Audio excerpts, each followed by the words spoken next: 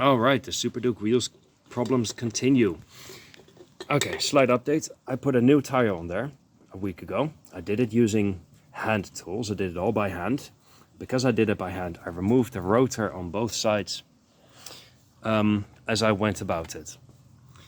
As I reinstalled it, I may have introduced two new problems.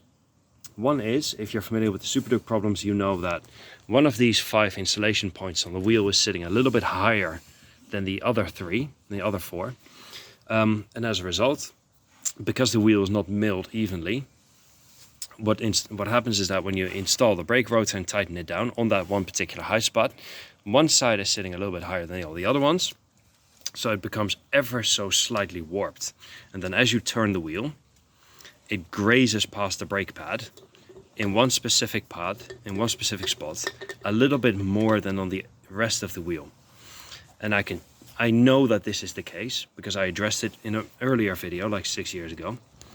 And the other problem is, I may have made the problem worse recently when I put the rotor back on and then the wheel back on the bike, because I may have messed up the orientation. So let's say that the high spot on the rotor and the wheel, both at the same time, was this particular bolt. Let's say that's the case.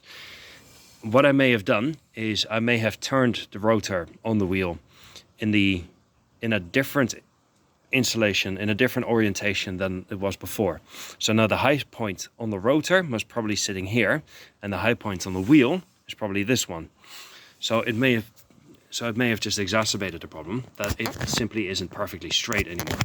And I can tell that something is wrong because as I turn the wheel, there are a lot of high spots and a lot of low spots where it grabs and then releases and grabs and releases. It doesn't spin smoothly, not across the entire revolution of the wheel. I know you can't really tell across video, but take it from me. This is a very smooth low spot. You can tell that it continues to spin as I let it go. But then as soon as we get past that, this is where it gets tight. Still tight, especially here.